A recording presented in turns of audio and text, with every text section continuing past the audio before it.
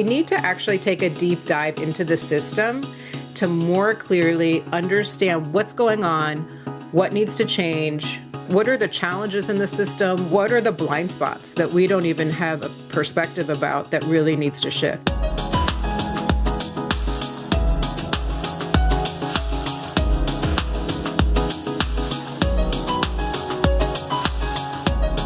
Welcome to the Nonprofit Fundraising Exchange, a podcast from IPM Advancement.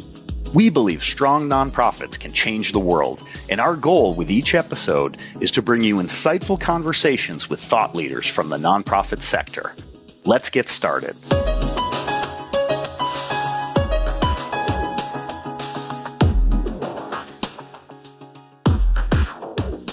Hello, NPFX listeners. We are back with Josh Gryniewicz for another terrific interview in his ongoing series about narrative strategy.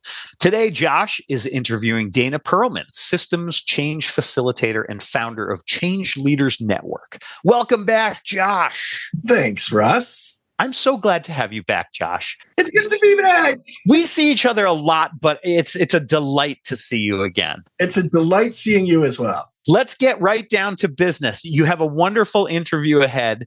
But before we share your interview, I'd like to ask a couple of questions. Sure. Number one, what attracted you to Dana's work and made you want to include her as part of this series on narrative strategy? Yes. So I would say that Dana is just one of those people who, when you're around her, when you hear her voice, and listeners will hear it right away. Yeah. It's just relaxing. And don't all of us need some of that in our life? And I can count on my hand, there's like 5 people that I've met that have that effect on me. And one of them is like Tibetan, in line for a Tibetan Buddhist lineage. Uh-huh. Like Curtis Schmidt, our producer. Like Curtis. Yes. The other reason. And second is me? Would it be me? It's neither of us, Russ. What? It is neither of us. Oh, okay. All right.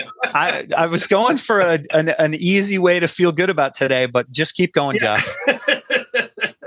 Well, we play to our strengths.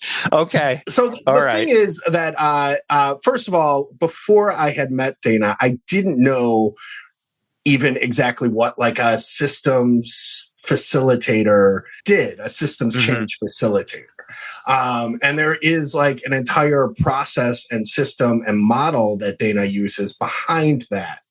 A lot of our listeners, a lot of foundations, a lot of grassroots organizers will use community listening sessions as a tool to effectively, kind of co-create solutions to things. And it's like, oh, well, we have to hear from the community. But oftentimes what I've seen is that's just sort of a box that, organizations end up having to check off. Okay, well, we've heard from the community.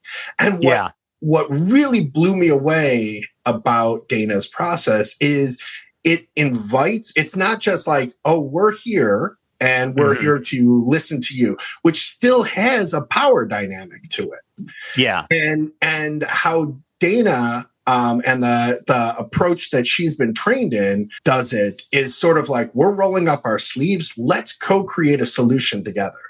Yeah. And when I first saw that in action, I thought it was a lot of rhetoric, Russ. And when I first saw it in action, I was like, oh, there is some magic happening here. Yeah. So then last year in September, I had gone to California to a training that Dana's Change Leaders Network was hosting to learn some of these techniques. And I promise you, I have not done a single workshop, and it's been over a year now. I haven't done a single workshop or presentation that I haven't used at least one tool that I picked up from that week of facilitation training. Oh, that's wonderful. What props to Dana. Dana, super props to you. Super props.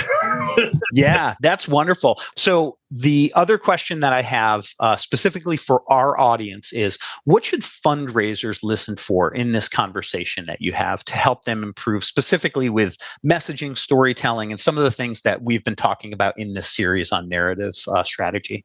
I think oftentimes very well-meaning folks know they need community input from like among our listeners right now, from a foundation perspective, from a community-based organization perspective, but we come into that room with a hypothesis, and we say, hey, what do you all think of this hypothesis that we just put on the table? Right. Now, how that pertains to stories is similar to like when we had Kurt Shaw on the show, where he said, again, a lot of folks in the social change storytelling space will come in and say, oh, well, we have to do a listing. And we're almost mining for stories from the community that, again, fit the hypothesis that we're putting forward. Yeah. And part of what Dana's approach is let's come up with a hypothesis together, and then let's figure out ways to test it. Yep. And it sounds like a subtle distinction, but it is a completely radical rethink of how we approach listening sessions. So let's get into it. Let's listen to your interview with Dana Perlman. Dana, it's such a pleasure to have you here. Welcome to the show. Thank you so much, Josh. It's a pleasure to be here with you, always. So you do systems change facilitation and learning design, which sounds really cool. But what does that actually mean? Good question. So my work is really around, in the simplest terms, when people see that there's a need for change and that they know a better future is possible, I generally work with them to design learning programs to help them as a collective figure out what they know about their own inner wisdom and what's really needed in the communities that they live in or the organization. So it could look like, for example, in Napa County, we did a food security program where there was a big question around why people were not accessing the emergency food system that were needing it. And so we did this deep dive exploration with their community to find out why people weren't accessing it, what would help them access it better, what was it that they really needed. So really going and talking to the collective wisdom of the community to find out what's most needed to create systems change. Amazing. And I do think a lot of this is issue agnostic as well. Like you can kind of parachute into any kind of dynamic and facilitate to bring all of that wisdom to the surface. I've seen you in action. That's true. We've done good work together. Yeah. Well, and I also had the opportunity last September to go to your Change Leaders Academy and learn some of the facilitation techniques from you firsthand. And, I will honestly say, I don't think I've done a single workshop or guided facilitation or presentation in the work that I do since that hasn't used something that I picked up from you. Oh, wow. So hoot, hoot. That's awesome. Thank you, Josh. But for our listeners, I think a lot of time there is some rhetoric around community organizations, foundations, activist groups that I've worked with. They're like, well, we have to listen to the community. Mm-hmm. But as you just noted, you're taking that a step beyond. It's not like a box you check, or we're just like, you're actually engaging the community to co-create solutions with you. And so I'm wondering if we can go a little bit deeper and you can elaborate on that distinction for our listeners and why what you're doing is so valuable to the community. Yeah, I think we do hear that, it's important to include the community, but I think also it's really having the community be co-creators in the outcomes. So there's a project I'm working on with the University of Washington called CLEARS, which is about bringing together basically the original request was they had decriminalized drug use in the state of Washington. And the question was, how do we improve interactions between law enforcement and people who use drugs?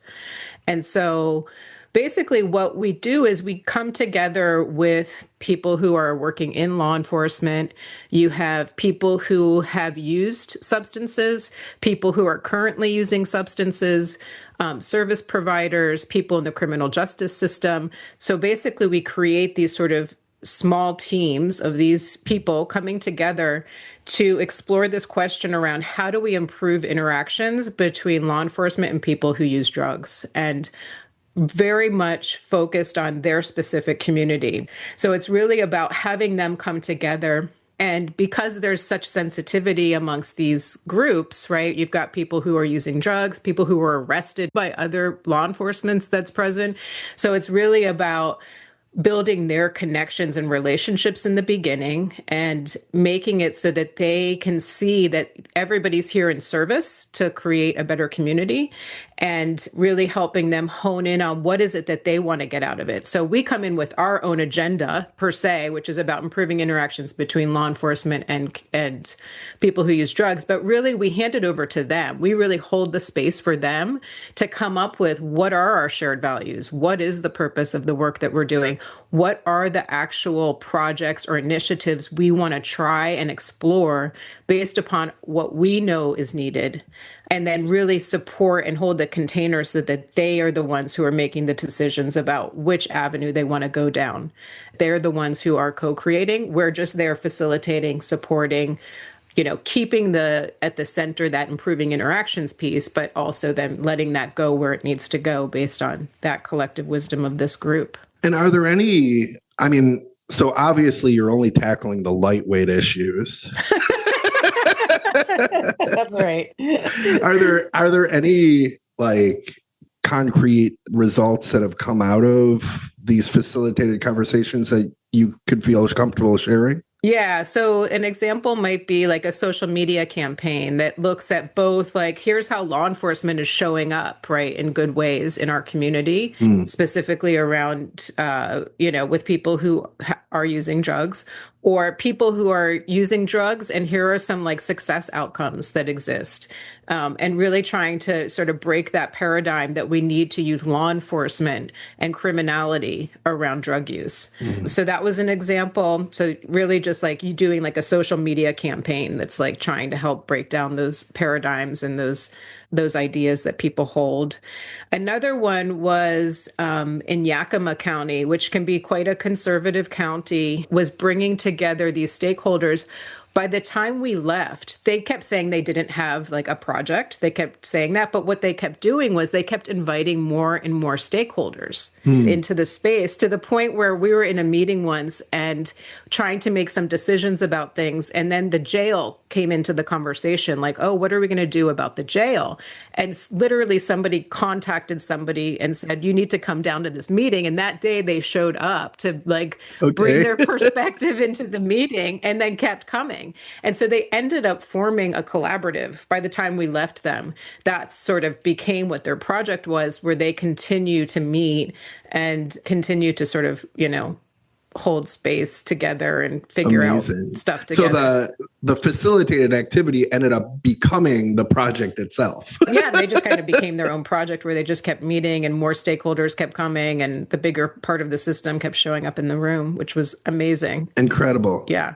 So you have all sorts of tools and techniques. The event in September was kind of like a full immersion. It was like a 4-day grad school. The fire hose. I'm wondering if you could share any one of those tools and talk through what does this actually look like in implementation? Sure. Usually what I do when I'm working with a group is I leverage a framework called Theory U, which is from the Presencing Institute. But it's really, basically there's some disturbance in the field, there's some issue happening, and there's a reason to come together to create change. And usually what happens in our culture is we do what we call we leap across the U. And what that means is we just go straight into action. We're there's a problem, let's go fix it. And we just go straight into action, and we just use the same kind of tools and mindsets and things that we've done in the past to try and fix it. But what Theory U proposes is we need to actually take a deep dive into the system to more clearly understand what's going on, what needs to change, what's happening, what are the challenges in the system, what are the bright spots in the system, what are the blind spots that we don't even have a perspective about that really needs to shift. So it's about moving from, okay, there's something happening, we know there's a better future possible. Now let's learn about the system. And so you deep dive into the system and you go and you have conversations with others in the system. You do interviews, observations, and just really deepen your understanding of what's happening. And oftentimes that looks like stakeholder interviews, coming back together then after the stakeholder interviews to bring the group back together to say, here's what I heard, here's what I learned. And once that knowledge is sort of transferred across this sort of design group or group that's coming together to make change, then they have a deeper awareness and perspective about what's happening in the system. Because we all come into systems change with like our own lens. And so how do you actually expand that lens to see much, much more of what's really going on? And so once they do that, then we ask them to start to ideate solutions. Like, okay, if the food bank hours are not serving the people that are needing to access the food bank, how are they ever going to use it? Right. So those types of things, a lot of times it's very logistical issues, but oftentimes it can be more deep rooted systemic issues that need to be addressed, like racism.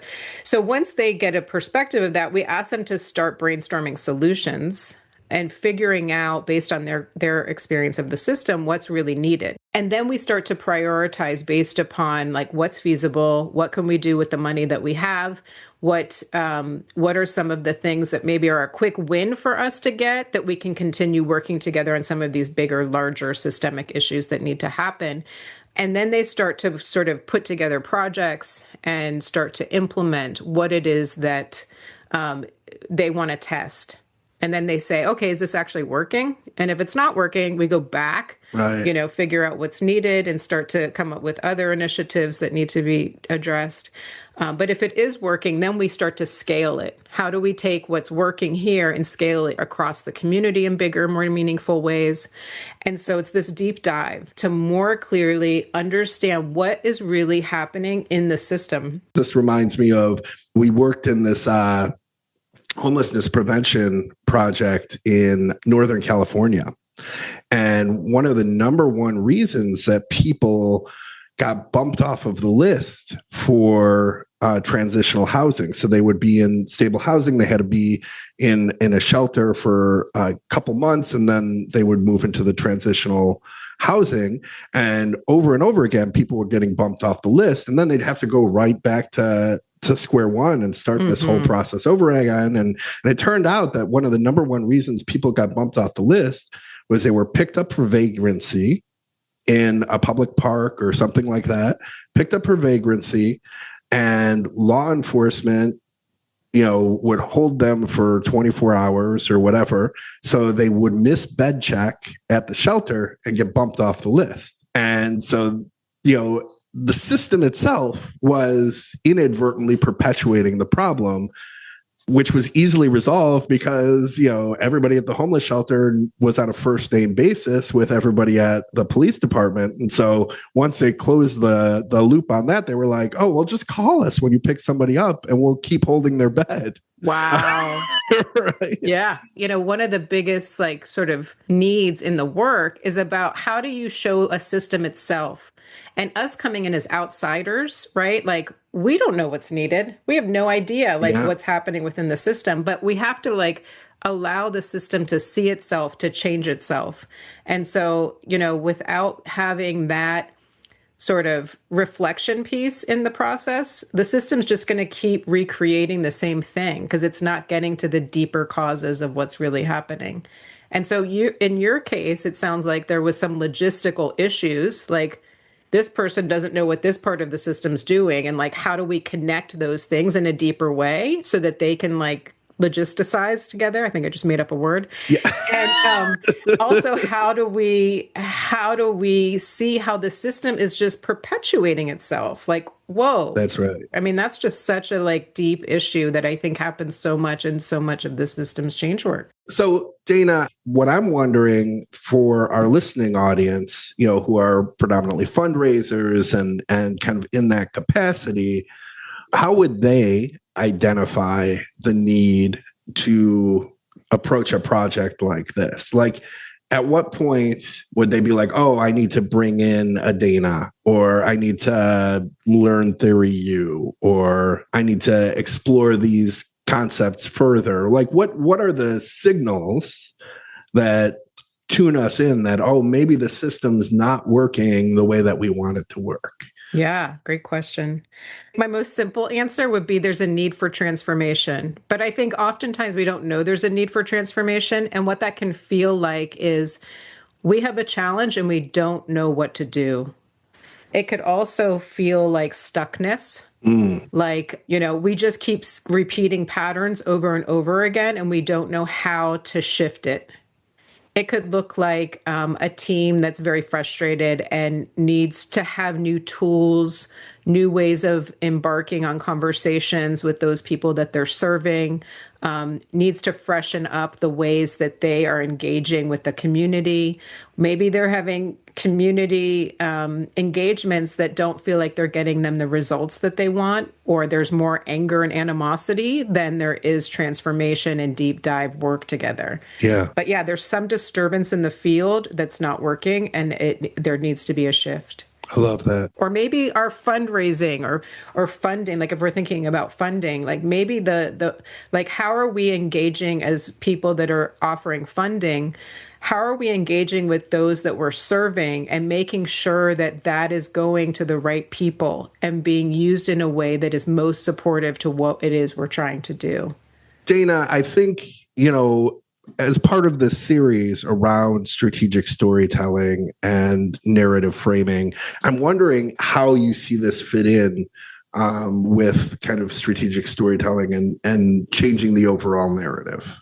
Well, I think when you're doing systems change work and you're going out and actually like touching the system and communicating with the system itself and the people within the system to find out what's really needed, like that's where the narrative can shift. That's sort of like where the pivot from what it is that we currently know to what it is we need and want to know. And everybody has a piece of the puzzle. It's not like one person has the answer or the narrative that we're trying to live out, but that if we bring all of those different pieces of the puzzle and the different pieces of the narrative together, we can weave this much more beautiful tapestry of what the bigger story is that the community, the organization wants to create. Excellent. So, Dana, how can people learn more about your work? Yeah, I think if there is some disturbance in your system, in your community, in your organization, and you know that a better future is possible, and you need support with facilitation and learning design, you can reach me at danaperlman.com. I also just put out some toolkits for resiliency and creating a culture of care. I think right now there's a lot of need for care in our workforces, in our teams. And so those are some free resources that you're welcome to use and to really start to bring in those moments together where you can revitalize each other. If you're dealing with a lot of change, a lot of challenges, that those are the types of tools that might be supportive to you and your teams. Thank you, Dana. Those sound like exceptional tools, and we will link to them in the show notes. Thank you very much, Dana. I appreciate you taking the time to meet with me today and to talk to our listeners. And I really, if it hasn't been clear from my endless endorsements, I'm a real big fan of your work. Oh, thank you so much, Josh. The feeling is mutual. So, Josh, awesome interview. Dana is terrific and obviously just so very talented. And I think what I'd like to do now is kind of looking back on your conversation with Dana and looking back on our past conversations. How does this interview fit into your larger model of narrative framework and the work you do at Odd Duck and using those previous episodes for context? Yeah. And I'll give you a perfect example. And this didn't really come up in the episode, but one of the things that Dana and I did together was she came out and we were doing a narrative framework around vaccine hesitancy in North Dakota, where it was significant amounts of mis and disinformation and very politically polarized. So that vaccine being a wedge issue. And what we went in, not kind of, again, leading from the front, we knew that we were going to use the listening session as an opportunity to kind of understand what some folks' fear or concern was.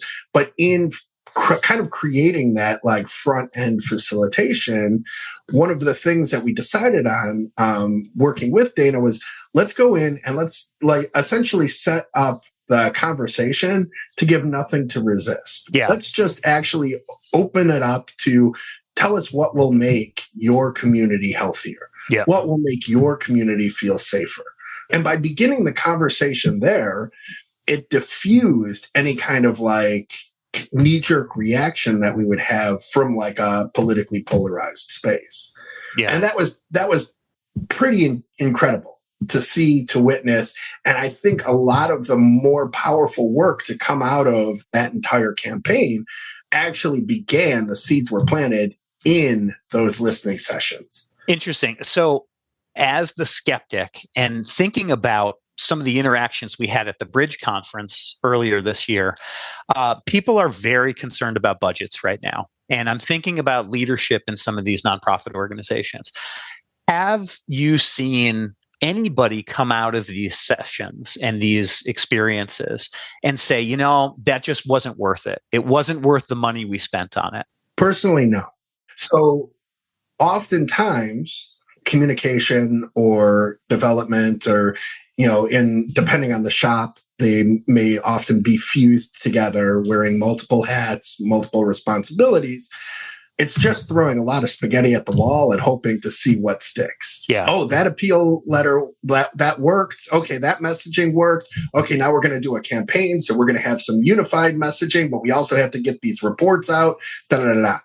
The idea of developing and putting in the front end investment on doing a narrative framework is to streamline all of that. Yeah. To say, okay, this is how we have very limited resources. We have a very limited attention span on the part of our audience. Yep. We have to make sure that whatever we put out is going to hit. Yeah. And this is how we make sure that it hits and that's aligned with message and with the change that we're trying to make. Mm-hmm. And I will add to that, just in terms of ROI, like very rarely have I done a narrative framework or any kind of listening session like this where there hasn't been some sort of aha moment. Yeah. Where we came in and, again, similar to what we were talking about before the interview, you know, putting the hypothesis on the table. We came in and we said, oh, this is what's really going to resonate with this audience. Yeah. And it turns out that when we're actually talking and working with this audience, that doesn't even register. Yeah. And that aha moment is like, wow, if we had invested all of our resources, all of the funds that we have into what we had been thinking at the start of this, that would have been a lot of money down the drain, right, without any ROI. That point of getting it wrong and then basing an entire campaign on something that's wrong is really important. And something that we've seen with clients is that they've gone in and they've said, you know what, we don't have the money to really do the full prep.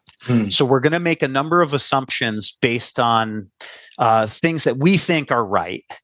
And we're going to roll with that. And we're going to do like a 3-year campaign based on all those assumptions, right? Right.